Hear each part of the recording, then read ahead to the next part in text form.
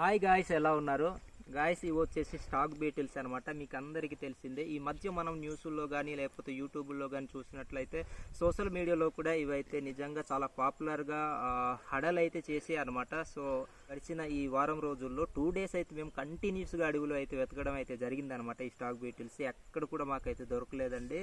దొరకలేదు కదా అనేసి మేమైతే ఆ వీడియోస్ని కూడా మేము తీసుకున్న వీడియోస్ను డిలీట్ అయితే చేసామన్నమాట.